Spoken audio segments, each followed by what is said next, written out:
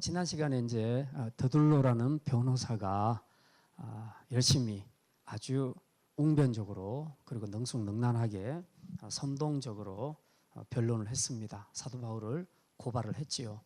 자, 이제 벨릭스 총독이 바울에게 머리짓을 하면서 이제 네 차례다. 네가 한번 변론을 해봐라. 지금 그 이야기를 하고 있습니다. 자, 오늘 내용은 사도 바울이 더둘로의 그 변론에 대한 반론을 펴는 내용이 오늘 본문에 기록이 됐습니다. 차례대로 잠깐 보겠습니다. 10절에 보면 총독이 바울에게 머리로 표시하여 말하라 하니 그가 대답하되 당신이 여러 해 전부터 이 민족의 재판장 된 것을 내가 알고 내 사건에 대하여 기꺼이 변명하나이다. 이제 처음 재판 시작할 때 변론인들은 항상 이제 재판장에 관한 인사를 하지요. 더둘로도 그렇게 했습니다. 더둘로는 엄청 띄웠죠. 예. 정치적으로 당신이 대표자다, 통치자다. 이제 그것을 아낌없이 존경한다는 이제 그런 표현을 썼습니다. 상당히 말을 잘하기는 잘했지만 좀 상당히 정치적이고 아부하는 그런 냄새가 많이 났죠.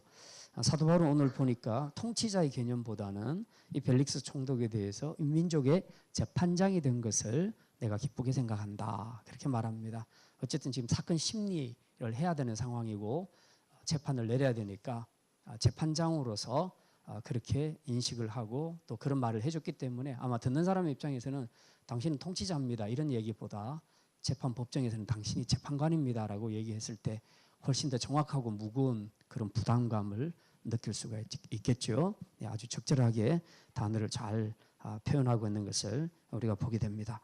자, 그 다음 11절에 보면 10절에 여기 보면 당신이 여러 해 전부터 이 민족의 재판장 된 것을 내가 알고 AD 52년에 벨릭스 총독이 오르게 됩니다. 총독 자리에 오르게 됩니다.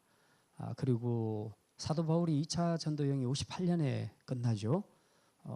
58년에 끝나서 그 다음에 바로 잡혔으니까 지금 한 6년 차 되는 거라고 봐야 됩니다. 총독한 지가.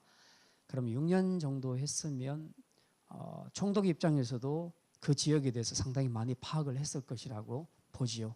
그리고 유대인에 관한 문제도 제법 알 것이라고 사도 바울이 짐작을 하고 있습니다. 당신은 지금 존경하는 재판장으로 서 있으니까 그렇게 잘 판단할 줄 알고 내가 이렇게 지금부터 변론을 시작하겠습니다. 라고 그렇게 말합니다. 11절에 당신이 아실 수 있는 바와 같이 내가 예루살렘에 예배하러 올라간 지 12틀밖에 안 되었고 지금 사도 바울이 이야기하는 것은 그 반대자들이 고소한 내용이 크게 세 가지입니다. 하나는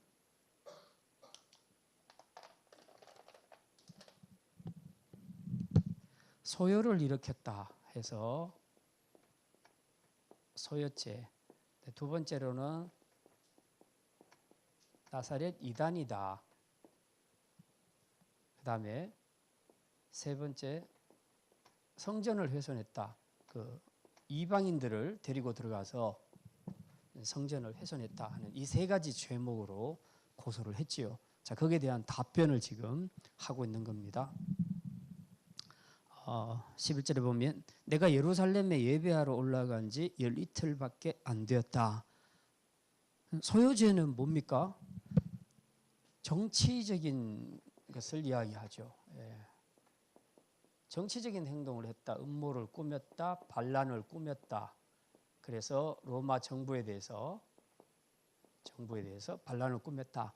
이제 이쪽으로 계속 몰고 갔습니다. 근데 사도 바울의 11절의 내용을 보니까 자기는 예루살렘에 뭐 하러 올라갔다고요? 예배하러 올라갔다. 그렇게 표현하고 있죠. 종교적인 문제로 지금 설명을 하고 있습니다. 전혀 정치적이지 않다. 그 다음에 예루살렘에 올라간 지 얼마 됐다고요? 예. 열이틀, 12일밖에 안 됐다. 근데 우리가 앞에서 보면요. 5일간은 구류로 살았습니다. 그죠? 재판 때문에 거기서 계속 살았죠. 5일 동안 구류 살고 실제로는 7일밖에 해당이 안 돼요. 그런데 성전 결례 행하러 그 4명과 함께 성전에 들어가서 결례를 행하잖아요. 행한 것이 원래 그 규례가 7일 걸려요. 그러니까 실제로 사도 바울이 뭘 할 수가 있는 것은 아무것도 없었습니다. 그런 기간에. 그러니까 5일간은 구류되어 있었고 나머지 7일은 성전 결례를 행했고, 그러니까 여기서 무슨 음모를 꾸밀 만한, 정치적인 음모를 꾸밀 만한 일단 시간도 없었다는 거죠. 그리고 그런 모임을 가진 적도 없다. 지금 그 이야기를 하는 겁니다. 12절에 그들은 내가 성전에서 누구와 변론하는 것이나 회당 또는 시중에서 무리를 소동하게 하는 것을 보지 못하였으니, 그죠? 7일 동안 그 결례 행하고 나온 거 그것이 다였고, 거기서 무슨 무리를 만나서 거기서 뭘 이야기를 했다거나 뭐 강의를 했다거나 그런 것도 없고 아무것도 없단 말입니다. 그러니까 아무도 본 사람이 없다는 거죠. 그리고 오히려 성전 결례를 행했으면 그 성전 관리자들이 있었을 거라는 거죠. 그 관리자들은 잘 알 거 아닙니까? 사도 바울이 성전에서 뭘 했는지를. 근데 성전 결례를 행한 것을 알고 있으니까 오히려 그 반대 증인으로 설 수 있는 거죠. 실제로는 사도 바울이 정치적인 음모를 위해서 누군가하고 모여서 변론하거나 또 무슨 소동을 일으키거나 그렇게 시도한 적이 전혀 없다 하는 것을 지금 반론으로 제시합니다. 첫 번째 항목에 대한 반론을 이렇게 제시합니다. 그다음 13절, 이제 나를 고발하는 모든 일에 대하여 그들이 능히 당신 앞에 내세울 것이 없나이다. 그렇죠? 이렇게 고발하는 이 부분에 대해서 그들이 당신 앞에 내세울 것이 없다. 내세울 것이 뭡니까? 뭐든지 고소하려면 항상 증인이나 증거가 있어야 됩니다. 근데 아무것도 없다는 말이죠. 지금 무슨 증거가 있어야죠. 아무 증거. 그냥 성전에 있는 걸 봤다. 그것이 소란죄로 그렇게 들어갈 수는 없는 거죠. 오히려 이 소란을 피운 것은 누굽니까? 유대인들이 피웠죠. 소란을. 사도 바울이 소란을 피운 게 아니고 자기들이 몰려다니면서 자꾸 소란을 피우게 된 거죠. 자, 그 다음 13절에 이제 나를 고발하는 모든 일에 대하여 그들이 당신 앞에 내세울 것이 없나이다. 아무 증거가 없습니다. 사람도 없고 그리고 무슨 확정도 없고 아무것도 없으니까 이 문제는 깨끗합니다. 이제 그래서 첫 번째 이제 얘기를 했고요. 14절, 그러나 이것을 당신께 고백하리이다. 나는 그들이 이단이라 하는 도를 따라. 자, 이제 두 번째죠. 나사렛 이단. 나사렛 이단이라고 한 그 항목에 대해서 지금 이제 반론을 제시합니다. 나는 그들이 이단이라 하는 도를 따라 조상의 하나님을 섬기고 율법과 선지자들의 글에 기록된 것을 다 믿으며. 그들은 이단이라 했지만 사도 바울은 그것을 도라는 말로 바꾸고 있습니다. 그래서 그들이 이단이라고 말하는 거지만 사실은 내가 믿는 도는 이런 것이다. 복음, 십자가의 도는 이런 것이다 하는 것을 설명합니다. 그 내용이 뭐냐 하니까 보니까 하나님을 섬기고 율법과 선지자들의 글에 기록된 것을 다 믿으며. 하나님을 섬기고 그다음에 율법과 선지자들의 글을 다 믿는다. 글을 다 믿는다. 이게 지금 누구 얘기입니까? 원래는 유대교죠. 유대교. 유대인들이 이거 믿잖아요. 여호와 하나님을 믿고 율법과 선지자의 글을 믿잖아요. 근데 사도 바울은 자기가 기독교를 믿죠. 지금은 유대교가 아니라. 그런데 기독교와 유대교의 공통집합이 뭡니까? 구약 아닙니까? 구약. 신약은 다르지만 구약은 공통이잖아요. 그러니까 이걸 지금 가지고 오는 겁니다. 나사렛 이단이 아니다 이렇게 말만 하면 이게 뭔가 변론이 잘 안 될 것 같으니까 유대인들이 가장 동의할 수밖에 없는 항목을 가지고 지금 사도 바울이 설명을 하는 겁니다. 나도 하나님을 섬깁니다. 율법과 선지자의 글을 믿습니다. 누구처럼? 유대인처럼. 이렇게 말함으로써 공격했던 유대인들이 할 말이 없게 만드는 거죠. 지금 내가 믿는 도는 당신들하고 별로 다른 거 아니다. 너희들이 구약 하나님 믿은 거 나 똑같이 믿고 구약의 율법 선지자 나도 똑같이 다 믿는다. 지금 그 이야기를 하는 겁니다. 지금 이 더둘러라는 변호사는 우리 지난 시간에 생각했지만 상당히 이 웅변적이고 선동적인 그런 변론을 합니다. 사실 이런 것도 굉장히 파워가 있죠. 막 웅변 잘하고 선동하는 거 이런 거 잘하는 사람들이 있습니다. 이것도 굉장히 대중의 마음을 사로잡을 수가 있습니다. 근데 사도 바울은 보면요 전혀 그렇지 않아요. 웅변적이거나 선동적이지 않고 굉장히 논리적으로 설명을 합니다. 논리로 확실하게 무릎을 꿇게 만들어 버립니다. 큰 소리 치지 않아도. 그래서 지금 이걸 고소하는 주류가 누구냐? 유대인들이라는 거죠. 근데 유대인들이 절대로 자기들이 부인할 수 없는 사실을 딱 갖다 대는 겁니다. 나도 하나님 섬긴다. 나도 율법과 선지자의 글을 믿는다. 그리고 거기다가 또 하나 더 첨부해서 그 다음 16절에 15절에 그들이 기다리는 바 하나님께 향한 소망을 나도 가졌으니, 그들이 누굽니까? 유대인들이죠.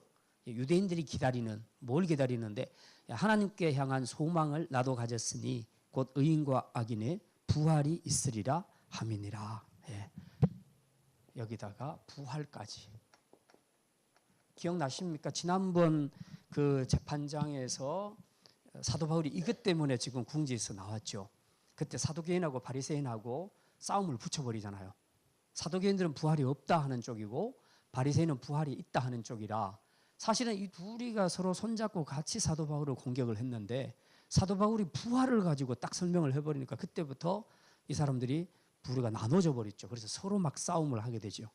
그래서 싸움 붙여서 사도 바울이 그 위기를 모면하게 되는데, 여기서도 마찬가지입니다. 지금 유대인들이 사도 바울을 향해서 나사렛 이단이라고 하는 부분에 대해서 변명할 때 나 아니오라고 그렇게 말한 것이 아니라, 나도 똑같이 하나님 섬기고 율법과 선지자의 글을 믿고 유대인들이 믿는 그 부활도 나도 믿는다.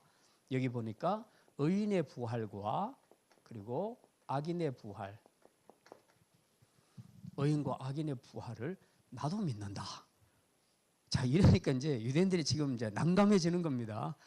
여기까지 들으니까 뭐가 다른지를 모르겠는 거죠. 사도 바울하고 자기들이 뭐가 다른지. 근데 왜 우리가 고소했을까? 이제 막 그런 생각이 들지 않겠어요? 사도 바울이 굉장히 논리적입니다. 아주 뛰어나요. 보면. 네. 자, 그다음 16절에 이것으로 말미암아 나도 하나님과 사람에 대하여 항상 양심의 그리낌이 없기를 힘쓰니라. 이것으로 말미암아, 이것이 뭡니까? 부활. 유대인들이 기다리던 부활. 이 부활, 의인의 부활과 악인의 부활이 있다는 것을 유대인들은 믿었는데, 그 부활 때문에, 그 부활의 교리 때문에 나도 하나님과 사람에 대해서 항상 양심의 그리낌이 없기를 힘쓰노라. 그러죠. 이제 우리가 주로 신약에서 이야기할 때는 예수 그리스도 믿고 죽으면 부활한다. 이제 생명의 부활만 많이 이야기합니다. 악인의 부활에 대해서는 그렇게 많이 강조를 하지 않죠. 악인의 부활에 대해서는. 악인은 부활한다는 표현보다는 주로 지옥 간다, 멸망에 이른다, 이 표현을 많이 쓰기 때문에 악인에 대한 부활이라는 단어를 쓰는 것은 한 두세 군데밖에 없습니다. 거의 대부분은 악인은 멸망당한다, 의인은 생명으로 부활한다, 뭐 이제 이 정도로 주로 예수 믿는 사람의 부활에 대해서 많이 이야기하는데, 오늘 사도 바울은 의인과 악인의 부활이라는 것을 이제 확실하게 설명을 해줍니다. 마지막 날에 의인도 부활할 것이고 악인도 부활하게 될 것인데, 그럼 부활해서 뭐 하냐? 부활해서 마지막 남은 절차가 하나님의 심판대 앞에, 백보좌의 심판대 앞에 서게 된다는 겁니다. 서서 하나님 앞에서 이제 마지막 하나님의 선고를 받게 되지요. 그래서 예수 믿은 사람은 천국으로, 영생의 부활로, 그리고 예수 믿지 않은 사람들은 영벌로 그렇게 가게 된다는 거죠. 그러니까 지금 유대인들은 아직 뭐 예수 믿고 지옥 가고 천국 가고 이런 개념은 없잖아요. 예수 자체를 안 믿으니까. 그러나 사람이 죽으면 부활한다는 것은 확실하게 믿었고, 그리고 그 중에서도 의인의 부활과 악인의 부활이 있으리라는, 이거는 구약시대부터 계속 믿어왔던 거예요. 유대인들이. 지금 사도 바울이 이제 이 이야기를 하면서 예수 이름은 지금 아직 나와 있지는 않습니다. 네, 그러나 이 부활을 이렇게 이제 설명을 합니다. 그리고 마지막 하나님의 심판대 앞에 섰을 때 의인의 부활과 악인의 부활이 있다고 우리도 늘 그렇게 생각한다면 어떻겠습니까? 하루하루의 삶이 아무래도 이 부활을 생각할 때마다 그냥 예수 믿으면 천국 간다 이거보다도, 안 믿으면 하나님 앞에 심판대 앞에서 우리가 죽음의 선고를 받는다, 이것까지 함께 생각하게 되면 삶이 조금 더 긴장이 되죠. 훨씬 더 긴장이 됩니다. 그래서 사도 바울도 나도 이것 때문에 하나님 앞에서나 사람 앞에서나 내가 항상 양심의 그리낌이 없기를 힘써왔다. 왜? 마지막 날 하나님의 심판대 앞에 서야 되니까 그걸 생각하면 두렵고 떨림으로 내가 함부로 말하고 행동할 수 없겠더라. 그래서 하나님 앞에서나 사람 앞에서나 나는 항상 양심의 거리낌 없이 살려고 힘써왔다라고 그렇게 말합니다. 우리가 이제 좀 잘 보셔야 될 것은 힘써왔다는 겁니다. 나는 거리낌 없이 살았다 이게 아니고요. 거리낌 없이 살도록 힘써왔다. 이제 이것이 중요하다는 겁니다. 뭐 세상에 완벽한 사람이 어디 있겠습니까? 사도 바울도 역시 마찬가지죠. 그 다음에 17절 보면 여러 해 만에 내가 내 민족을 구제할 것과 재물을 가지고 와서 여러 해 만에 2차 전도 여행이 아마 54년쯤에 끝났을 건데요. 이제 그때 한번 방문하고 3차 전도 여행 끝나고 돌아왔으니까 거의 3, 4년 만에 돌아오게 되니까 여러 해 만에가 되는 거죠. 내가 내 민족을 구제할 것과 이제 구제헌금을 이야기합니다. 구제헌금 준비해서 마지막 3차 여행 때 들어오잖아요. 예, 지금 그 이야기하는 겁니다. 뭐 원래는 교회 공동체를 위해서 구제헌금 가지고 들어오죠. 예루살렘 교회를 돕기 위해서. 그런데 그게 곧 민족을 구제하는 것과 같은 것이다 하는 그런 의미로 그렇게 쓰고 있습니다. 그리고 재물을 가지고 와서 이게 이제 정결 그 의식을 행할 때에 그 4명의 재물뿐만 아니라 사도 바울이 그 3차 전도여행에서 마지막에 막 서두르잖아요. 뭘 지키기 위해서 빨리 돌아가려고 합니까? 오순절 지키기 위해서. 그러죠. 처음에 6월절 지키려고 하다가 잘 안 되니까 나중에 오순절이라도 지켜야 된다 하고 빨리 서두르죠. 근데 그 당시에 그 모든 절기의 규례를 따라 재물을 가지고 들어오는 겁니다. 사도 바울이 지금 여기서 17절에 말하는 것은 그겁니다. 18절 드리는 중에 내가 결례를 행하였고 이제 결례가 나오죠. 결례 이야기가. 그리고 모임도 없고 소동도 없이 성전에 있는 것을 그들이 보았나이다. 그죠? 지금 사도 바울이 지금 설명하는 것은 뭐냐 하면 이제 마지막 18절에 와서 다시 자기는 무죄하다는 거죠. 1번에 대해서. 이렇게 구제헌금 가지고 들어오고 재물 가지고 들어와서 결례를 먼저 행했다. 그래서 그러느라고 성전에 있었다. 그리고 거기서는 무슨 모임도 없었고 아무런 소동도 없었다. 그냥 내가 성전에 있는 걸 자기들이 본 것뿐이다. 근데 지금 이렇게 고발했다. 지금 그 이야기죠. 그러나 18절 끝부분에 그러나 아시아로부터 온 어떤 유대인들이 있었으니 이제 이 사람들이 바로 열심히 사도 바울을 쫓아다니면서 계속 공격했던 사람들을 지금 이야기합니다. 오히려 지금 반대 역공을 지금 펴고 있죠. 그들이 19절 그들이 만일 나를 반대할 사건이 있으면 마땅히 당신 앞에 나와서 고발하였을 것이요. 그렇지 않으면 이 사람들이 내가 공회 앞에 섰을 때에 무슨 옳지 않은 것을 보았는가 말하라 하소서. 늘 쫓아다니던 이 사람 유대인들 서울을 일으켰던 이 사람들이 사실은 이제 핵심 멤버들 아닙니까? 그런데 이 사람들이 정말 나를 반대할 사건 어떤 증거를 찾았다면 마땅히 당신 앞에서 고발했을 거 아닙니까? 근데 왜 자기들은 고발 안 하고 영 엉뚱한 더둘러라는 변호사를 세워서 그 사람이 지금 고발하게 하냐는 거죠. 원래는 고발하는 당사자가 와서 고발을 해야 되는 것이거든요. 근데 그렇게 하지 않았다는 겁니다. 그러면 이건 증거가 없다는 얘기 아니냐. 지금 그 이야기고요. 20절에 만약 그렇지 않다면 이 사람들이 이제 그동안이라도 뭐 그런 증거를 수집 못했다면 이제라도 수집해서 지금이라도 내가 공회 앞에 섰을 때에 뭐가 옳지 않았는지 본대로 이야기하라고 하십시오. 지금 이제 그렇게 이야기하고 있는 겁니다. 아주 조목조목 사도 바울이 지금 논리적으로 잘 따지고 있습니다. 21절 오직 내가 그들 가운데 서서 외치기를 내가 죽은 자의 부활에 대하여 오늘 너희 앞에 신문을 받는다고 한 이 한 소리만 있을 따름이니이다. 사실은 저 1번, 2번, 4번, 3번 저런 건 다 필요 없고 저건 증거도 없고 사람도 없고 오히려 반대 증인들은 있죠. 성전 규례를 행할 때 그 안에 성전 관리자들은 다 봤죠. 사도 바울이 성전 규례를 따라서 그 성결 의식을 행하는 것을 다 봤으니까 오히려 반대 증인은 있을 수 있죠. 그러나 저쪽에서 고발하는 쪽에서의 어떤 증거나 증인은 전혀 없단 말입니다. 그러니까 저런 것들은 다 아무것도 아니다. 아무것도 아니다. 고소할 거리가 못 됩니다. 사실이 아니니까, 팩트가 아니니까 이거는 재판이 성립이 안 됩니다. 그런데 한 가지 21절에 한 가지 남는 것이 뭐냐? 지금 내가 죽은 자의 부활에 대하여 오늘 너희 앞에 신문을 받는다고 한 이 한 소리만 있을 따름이다. 다 필요 없고 남은 건 하나다. 지금 부활이라는 이 문제 하나만 남았다.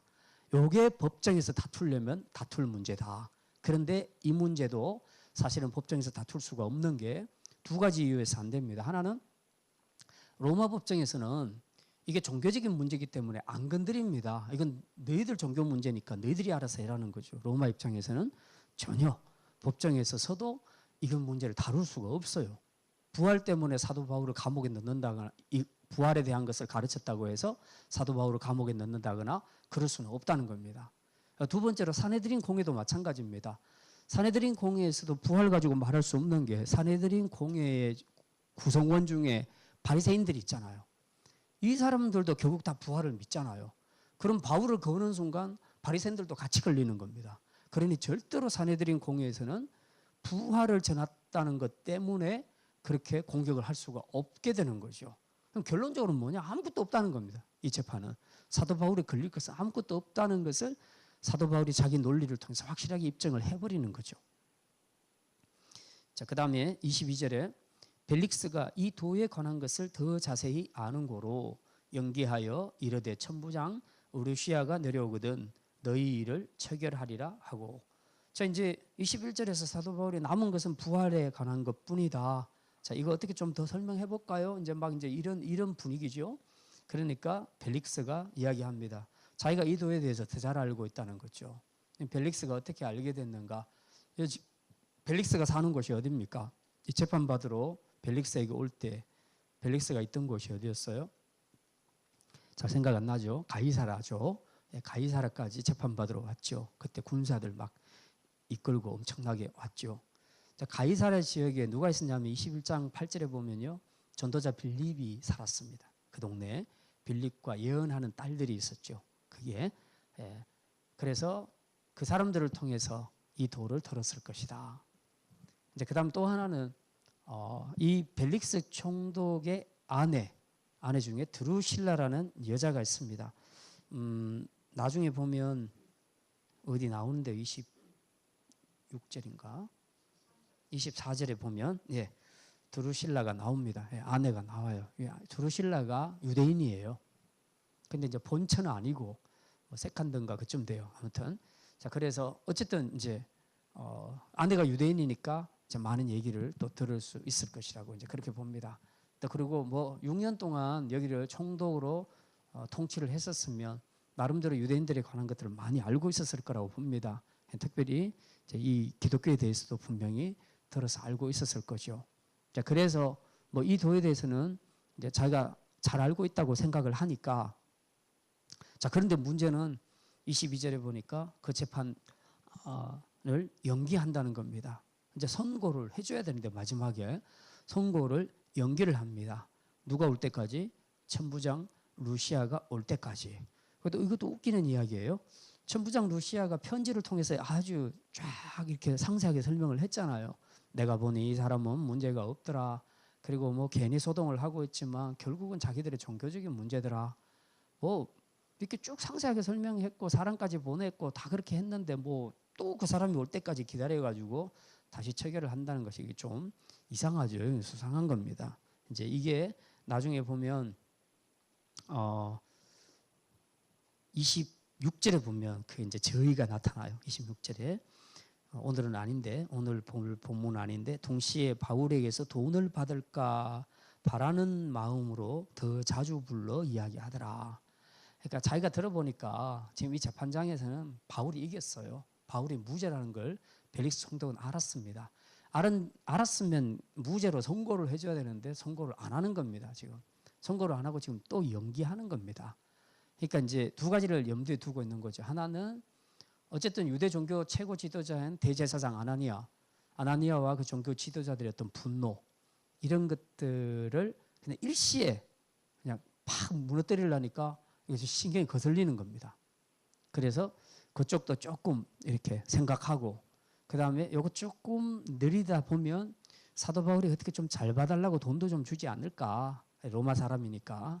그렇게 해서 돈도 좀 들어오지 않을까 하는 그 기대도 있고, 그래서 이 두 가지 마음으로 지금 판결을 유예하고 있습니다. 미루고 있습니다.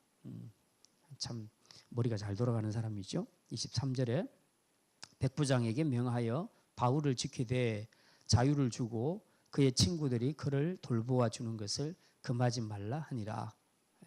이제 자기 말로는 일단 선고를 연기했으니까 그대로 구류를 시켜야 되고, 대신에 이미 자기 마음속에는 이 사람 별로 죄가 없다고 생각하니까 구류를 시키되 좀 자유롭게 해주라. 자유롭게 하고 나 친구들 면회도 그냥 막 해주게 하라. 그래서 친구들이 그를 돌볼 수 있도록 이제 그렇게 해주라. 뭐 이제 이런 배려를 하고 있는 것을 우리가 알 수 있습니다. 자, 이제 오늘 재판의 어떤 과정들, 상황들은 이제 제가 다 설명을 드렸고요. 오늘 사도 바울이 마지막 21절에서 했던 말, 지금 결국 이 재판에서 마지막에 남는 것은 부활에 관한 것이다. 부활에 관한 것이다.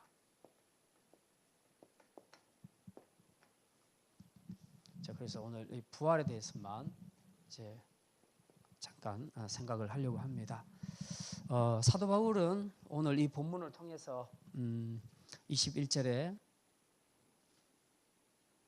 오직 내가 그들 가운데 서서 외치기를 내가 죽은 자의 부활에 대하여 오늘 너희 앞에 신문을 받는다고 한 이 한 소리만 있을 따름이니라. 우리가 보통 국어를 잘 하려면 글을 읽고 난 다음에 맨 처음에 초등학교 때 우리 했던 거 기억나는데 전체 대강 줄거리, 그 다음에 핵심 찾기, 이제 그런 거죠. 주제를 잘 파악해야 되는 겁니다. 국어를 잘하는 사람은 주제 파악을 잘하죠. 그래서 글을 읽고 나면 이게 주제가 뭔가를 알아야 됩니다. 가끔씩 애들하고 영화를 보고 이야기를 나눠보면 책도 마찬가지예요. 그리고 이번 수련회에서도 애들 책도 보고 영화도 보여주고 같이 나누기도 하고 그렇게도 했는데, 대부분의 아이들이 주제 파악을 잘해요. 근데 가끔씩 보면 어떻게 이 책을 읽고 이런 생각을 할 수 있을까 싶을 정도로 전혀 주제하고 관계없는 이야기를 하는 애들이 있어요, 가끔. 그래서 참 신기하다, 그 생각을 했는데 국어를 잘하기는 힘들겠다는 그런 생각이 들었습니다. 국어를 잘하려면 주제를 잘 파악을 해야 되고, 수학에서 기하학을 잘하려면 중심 잡기를 잘 해야 됩니다. 기독교 신앙에서 가장 중요한 것은 여러 가지 교리들이 많이 있어요. 다 중요하지만 기독교의 가장 핵심되는 교리가 뭐냐 하면 바로 십자가와 부활입니다. 십자가와 부활. 이게 우리가 기독교를 믿는다, 예수를 믿는다 했을 때에 가장 중요하게 대변되는 것이 바로 이겁니다. 십자가 복음과 부활. 십자가 복음만 갖고도 안 돼요. 마지막에 부활이 있어야 돼요. 이게 이제 굉장히 중요한 겁니다. 지금 오늘 이 재판을 통해서 여러 가지 변론들을 많이 했지만 결국은 사도 바울은 자기 논리를 통해서 정확하게 이들의 고소가 전부 허위라는 사실을 확실하게 다 밝혀내지요. 허위다 하는 것을 밝혀냅니다. 그리고 남는 게 뭐냐 하니까 21절에 부활에 관한 것만 남았더라. 이제 굉장히 좀 의미 있는 표현을 쓰고 있습니다. 그래서 부활에 대해서 뭔가를 지금 말 더 하고 싶은 그런 생각이 있는 겁니다. 근데 벨릭스가 됐다, 나 부활에 대해서 나도 꽤 알아, 그만해 라고 이제 그렇게 얘기를 하는 거죠. 결국 부활에 관한 이야기입니다. 유사 기독교 종교라는 것이 많이 있습니다. 지금도. 물론 이제 이단들은 말할 것도 없고요. 똑같이 우리처럼 성경책을 펴놓고 똑같이 믿고 부르고 찬송 부르고 기도하고 설교하고 전도하고 똑같이 합니다. 교회하고 일반 교회들하고 똑같이 합니다. 똑같이 하는데 이단과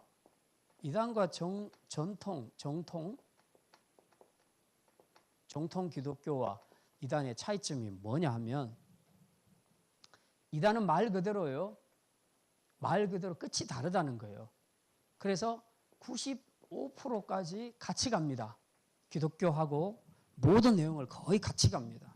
같이 가는데 마지막 5%에서 달라집니다. 5%에서. 마지막 5%에서 달라집니다. 그러니까 열심히 성경 갖고 열심히 설교 듣고 공부하고 믿었는데 나중에 딱 가니까 자기가 예수라는 거예요. 자기가 예수라는 거예요. 나머지는 다 설명이 똑같아요. 자기가 예수라는 거예요.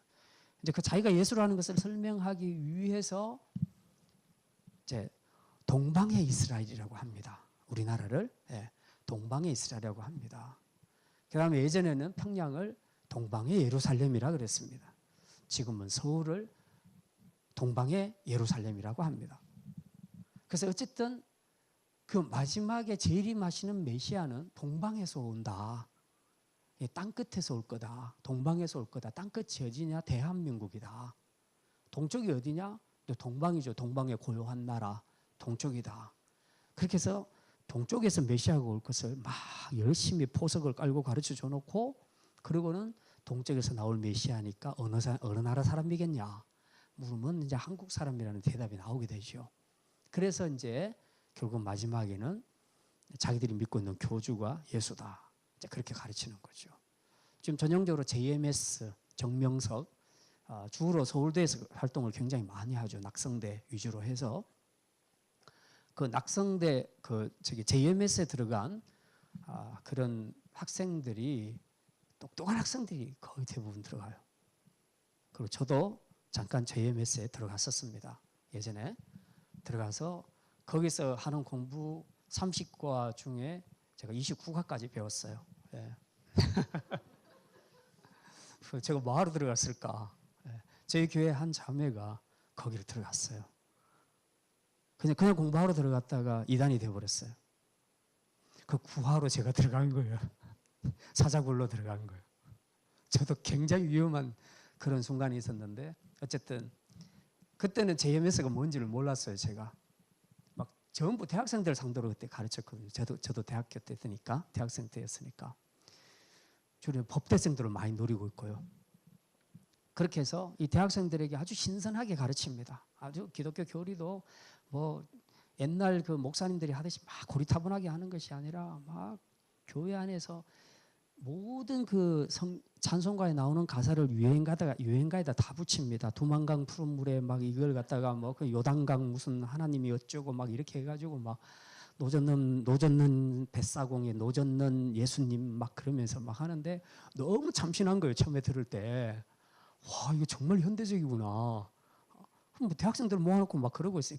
근데 이제 얘네들이 전부 다 똑똑한 애들 다 뽑아가지고 훈련 잘 시켜서 나중에 이제 2단계로 들어가게 되면 2단계 공부가 있어요. 그 공부를 다 시켜놓고 나면 얘들이 이제 세뇌가 됩니다. 예. 근데 제가 볼 때 세뇌가 되는 게 아니고 영적인 문제예요. 근데 다른 영이 역사하게 됩니다. 그러면은 더 이상 못 돌이켜요. 거기서 가르친 걸 그대로 믿습니다. 그래서 막 그때 제가 들은 기억이 뭐냐 하면 예수님, 동방에서 오시는 예수님은 우리하고 똑같은 성정을 가지신 분이다. 초림하시는 예수님도 우리하고 똑같은 인성을 가지고 인간의 모습으로 오셨는데 재림하시는 예수님도 똑같다. 그러니까 그분도 식사하고 화장실에 가면 또 변도 보고 다 한다. 그 절대로 이상한 존재가 올 것이라고 생각하지 마라. 우리 같은 사람이 올 것이다. 이렇게 보석을 깔아요. 그래 마지막에는 JMS 정명석이를 소개해요. 3단계 들어가게 되면 이제 만나요. 이제 그렇게 해서 이제 완전히 무너지게 되는 겁니다. 그래서 뭐 주변에 막 예쁜 여대생들 그냥 몇십 명씩 데리고 다니잖아요. 국제적으로 돌아다니잖아요. 그래서 경찰에 걸렸잖아요. 잡혀 지금 아마 감옥에 들어가 있을 거예요. 그 예수님이 감옥에 들어가 있을 거예요. 그러니까 성경 가지고 이야기한다고 다 똑같은 것이 아니고 마지막에 이 5%가 뭐냐면 가장 핵심이에요. 이게 95%는 그냥 살이고요. 진짜 핵심은 여기 있는 거예요. 근데 이 핵심을 바꿔버린다는 거죠. 이단에서는. 그래서 이 핵심이 어떤 것이냐. 마지막 구세주가 누구냐. 그 메시아가 누구냐. 그 다음에 언제 오냐. 종말이 언제 오냐. 주로 제일 많이 흔드는 것이 이겁니다. 누구냐. 그 다음에 언제 오냐. 그래서 이단들은 전부 이 두 개 다 걸립니다. 그래서 우리가 성경을 잘 알지 못하면 이렇게 당하게 되는 거죠. 유사 기독교 종교뿐만 아니라 이제 그 모든 종교 안에도 어떤 그 비슷하게 공유하는 부분들이 굉장히 많습니다. 특히 부활에 관한 것들을 이야기하는 데도 또 있단 말이죠. 자, 그런데 비슷한 이야기를 한다고 다 우리가 아멘하고 받을 것이 아니라는 거죠. 정확하게 마지막 걸러내야 될 것은 그겁니다. 그 부활이 예를 들어서 우리가 성경에 보면 예수님이 부활하신 것이 첫 부활인가요? 첫 부활이에요? 그 전에 부활한 사람 없었어요? 있죠. 나사로? 예. 그다음 또 있죠. 구약에도 있었잖아요. 엘리야가 과부의 아들 살려내잖아요. 그것도 부활이잖아요. 근데 왜 예수님 부활하셨는데 사도 바울은 그리스도께서 죽었다가 살아나신 그것이 부활의 첫 열매가 되셨도다. 그렇게 왜 첫 열매라고 그렇게 얘기합니까? 부활이 앞에 있었는데. 예? 완전한 부활. 예. 그렇죠. 진성민 지사님 요즘 일치월장하고 있습니다. 그 엘리야가 살렸던 그 과부의 아들, 비록 예수님이 살렸던 그 나사로까지도 부활하고 난 다음에 살았어요, 죽었어요? 죽었잖아요, 결국은. 다시 죽었잖아요. 살아는 났는데 다시 죽었잖아요. 그거는 완전한 부활이 아니에요. 완전한 부활은 뭡니까? 부활해서 영원히 살아야 돼요. 영원히 죽음에서 완전히 깨서 영원히 사는 것이 완전한 부활이에요. 그러니까 그렇게 하신 분은 예수님이 처음이란 말이죠. 그래서 예수님이 부활의 첫 열매가 되신다는 거죠. 부활이라는 단어만 바라보고 있으면 자꾸 의문이 생기는 거죠. 그 엘리야가 살렸던 것도 부활이고 나사로도 부활이고 다 부활인데 왜 그러냐 자꾸 이렇게 따진다는 거죠. 그게 아니고 진짜 성경이 말하는 가장 핵심되는 것은 뭐냐 하면 예수 그리스도의 부활이어야 한다는 거죠. 영원한 부활, 완전한 부활이어야 된다. 그 부활 아래서 우리 부활이 약속되는 거예요. 그래서 예수님을 부활의 첫 열매라고 그렇게 말하는 거죠. 그래서 바로 이제 이 믿음 때문에 우리가 사는 거죠. 만약에 이 부활이 없다면 사도 바울이 고백한 것처럼 저와 여러분은 세상에서 가장 불쌍한 자리라. 그렇잖아요. 뭐 우리가 그동안 교회 생활하면서 세상 말로 해서 교회 갖다 바친 돈이 얼마입니까? 갖다 바친 돈이 얼마입니까? 시간이 얼마입니까? 얼마나 또 교회 청소는 많이 하고 얼마나 여자들은 또 식사 준비하느라고 힘들어 죽겠는데 반찬 일일이 다 하고 그 더운 여름에 그 추운 겨울에 하고도 뭐 화장실 집에서도 안 하는 화장실 청소 다 하고 그렇죠. 돈도 안 받고 애들 말도 안 듣는 애들 진짜 이리저리 달래가면서 자기 돈 꺼내가지고 교사들이 사 먹어가면서 애들 교회 나오라고 그렇게 하고 이거 뭐 하는 짓이에요 이게. 부활이 없다면 우리는 정말 어리석고 가장 불쌍한 자죠. 근데 부활이 있단 말입니다. 그렇기 때문에 우리가 하는 것은 다 의미가 있는 거예요. 그게 우리는 가장 소중한 이 95%만 아니라 마지막 5%를 완벽하게 진실한 것으로 소유하고 있단 말입니다. 그래서 이 십자가와 부활, 바로 이것이 정말 중요한 것이다. 세상에 마지막에 남는 것은 부활이다. 우리 기독교인들에게 생명의 부활만이 남을 것입니다. 그래서 세상에서 뭐 이런 거 다 문제돼도 관계없다는 거죠. 우리에게 남는 것은 이거 한 가지다. 이거 하나 바라보고 우리가 믿음으로 사는 거죠. 그 다음에 두 번째로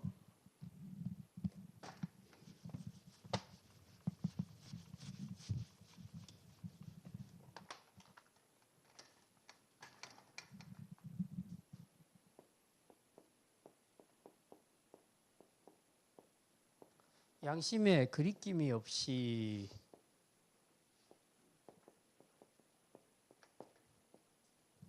사도 바울이 그렇게 표현했습니다. 하나님과 사람 앞에서 내가 양심에 그리낌 없이 살려고 힘썼다. 이제 그렇게 표현을 하고 있죠. 살았다가 아니고 살려고 힘썼다. 왜 그럴 수 있었는가? 마지막 의인과 악인의 부활을 생각을 했던 거죠. 심판대 앞에 하나님의 심판대 앞에 섰을 그때를 생각을 해보니까 이거 함부로 살 것이 아니다. 그래서 그는 늘 그것을 생각하면서 두려운 마음으로 하나님과 사람 앞에서 양심에 그리낌 없이 살려고 노력을 했다는 거죠. 우리가 사실 이렇게 많이 이 죄 가운데 빠지기 쉬운 것은 이런 생각들을 너무나 일상에서 너무나 많이 자주 잊어버리고 살기 때문에 그렇습니다. 자, 힘들 때는 우리가 부활의 소망을 갖는다고 하지만 그렇지 않고 어떤 죄의 유혹이 들어올 때는 부활에 대한 소망보다는 뭔가 죄에 대한 어떤 심판 이런 것들을 더 많이 생각할 때 훨씬 더 경각심이 생기죠. 그래서 이런 악인의 부활과 의인의 부활 마지막에 이거 있을 것인데 이걸 생각하면서 우리가 정말 이렇게 살아서는 안 되겠다라는 이제 그런 그 경각심을 가지게 되지요. 정말 이런 것들을 그 미래에 있을 그 하나님의 심판을 지금 당겨서 생각할 수 있는 바로 이것이 진짜 영적인 지혜죠. 그래서 이런 것들을 늘 잘 생각하는 사람이 이제 믿음으로 살아갈 수 있다는 것을 우리가 알 수 있습니다. 우리가 죄를 이야기할 때 뭐가 죄냐? 그럼 죄에 대한 정의는 굉장히 많습니다. 근데 원래 죄라는 것은 화살을 이제 우리 양궁에서 선수들이 화살을 쏘면 이 활이 날아가서 이제 관역을 맞히잖아요. 그 관역 중앙을 맞추는 거. 예. 그런데 중앙을 맞춰서 활이 날아가야 되는데 그것이 날아가지 않고 비켜서 돌아가게 될 때에 그때 우리는 그것을 죄라고 얘기합니다. 언어로 얘기하면. 그래서 관역을 향해서 가던 화살이 다른 데로 가게 되는 거. 그래서 이 관역을 비켜나게 가게 되는 거. 그런 것들을 우리가 죄라고 얘기합니다. 이제 원래 죄는 그런 것이에요. 그런데 성경에서는 또 다른 이야기를 다른 형태의 표현들을 많이 쓰고 있습니다. 죄가 뭐냐? 믿음대로 행하지 않는 것은 모든 것이 다 죄다. 이제 그렇게 말합니다. 뭐 예전에 이제 그런 그 학생들하고 토론하면서 이제 그런 얘기들이 있었습니다. 술 마시는 것이 죄냐 아니냐? 또 우상의 제물을 먹는 것이 죄냐 아니냐? 그 고린도전서 10장에서 그 문제를 다루고 있잖아요. 다루면서 그 이야기를 할 때에 사도 바울이 그렇게 말하죠. 알고도 먹는 사람이 있다. 믿음이 강해서 먹는 사람이 있고 잘 모르면서 저 사람이 먹으니까 나도 먹었다. 이제 그런 사람도 있다 그러잖아요. 거기서 성경이 분명히 그렇게 말하고 있거든요. 근데 그 사람은 알고 자기 믿음이 있어서 괜찮아. 물질은 우리를 더럽게 하는 게 아니야. 확실하게 이거는 관계없어. 하나님 앞에 감사함으로 먹으면 돼 하고 먹은 사람은 괜찮은데 그런데 그게 아니고 찜찜한데 저 집사님이 먹으니까 집사도 먹는데 뭐 평신도가 하면서 같이 먹었다. 근데 그러면 어떻게 될 것인가? 근데 그 사람에게는 죄가 된다는 겁니다. 이해하십니까? 이해되겠습니까? 네. 그러니까 찜찜한데 저건 아닌 것 같은데 근데 누가 하니까 그냥 따라했다. 세상에서는 같이 죄인으로 취급하든지 같이 용서받을 건데 하나님 앞에서는 그렇게 보지 않는다는 거죠. 확실하게 믿고 먹은 사람 죄가 안 돼요. 근데 지금 죄라고 생각했는데 저 사람이 먹으니까 내가 따라 먹었다 그러면 죄예요. 그게. 무슨 말이냐 하면 사도 바울이 끝에 그런 말을 하죠. 믿음으로 행치 않는 모든 것은 다 죄다. 그렇게 말합니다. 내가 A라고 믿었으면 A라고 행하고 나가야 되는데 A라고 믿고서는 B로 갔다. 그러면 그게 죄라는 거죠. 근데 나중에 알고 보니까 A가 잘못된 거예요. B가 맞는 거예요. 이 사람 말이 맞는 거예요, 사실은. 그러나 그 사람의 마음은 A가 옳은 줄 알았는데 A를 선택하지 않고 B를 선택했으니까 그건 죄라는 거죠. 이해가 되세요? 믿음으로 행하는 것이 중요하다. 믿음으로 행하는 것이 중요하다. 그래서 우리가 마지막 하나님 앞에 섰을 때에 막 뭐 이순신 장군은 그렇게 지옥 가겠냐? 세종대왕도 지옥 가겠냐? 이제 막 그런 이야기들을 많이 하잖아요. 저는 원론적으로는 애들한테 그렇게 얘기합니다. 우리가 천국 가고 지옥 가는 것은 근본적으로 하나님께 달렸다. 근데 두 번째로 분명하게 말씀하시는 것은 예수 그리스도 외에는 그 이름 외에는 구원을 허락한 적이 없다고 말씀하셨다. 그럼 구약시대는 어떻게 할 것이냐? 구약시대는 하나님이 알아서 할 것이다. 어떻게? 구약에도 어린 양 제사가 있었으니까 그 믿음으로 바라보고 그렇게 살았던 사람들은 구원을 받을 것이다. 더 이상은 말하기가 힘들다. 그러나 분명한 성경이 그렇게 말한다. 그들이 그들 안에 하나님을 알만한 것을 주셨는데 그들인데 그 알만한 것을 무시하고 그들이 자기의 본성을 따라 죄를 따라 행했기 때문에 그들은 지옥에 갈 수밖에 없다. 그러니까 원래는 구원받는 것은 행함으로 받는 것이 아니에요. 믿음으로 받습니다. 그러나 지옥 가는 사람들은 행함으로 지옥 가요. 행한 것이 잘못돼서 지옥 가요. 첫째는 신약 시대 예수 그리스도를 안 믿은 것이지만 예수 그리스도 없이 살았던 사람들은 예수 없는데 어떻게 믿어요? 그들의 행함이 악해서 지옥 가는 거예요. 그들이 행함대로 지옥을 가게 된다는 겁니다. 그러니까 참 어려워요. 어쨌든 마지막에는 우리가 하나님 앞에 서게 될 것인데 이런 의인의 부활과 악인의 부활이 분명히 있을 것이다. 이런 것들을 이제 우리가 분명하게 깨닫고 늘 우리가 좀 깨어서 경성함으로써 하나님 앞에 자신의 믿음을 지켜가고 정말 여기 앉은 분들은 다 한 사람도 빠짐없이 마지막에 생명의 부활로 천국에서 만나게 될 줄 믿습니다.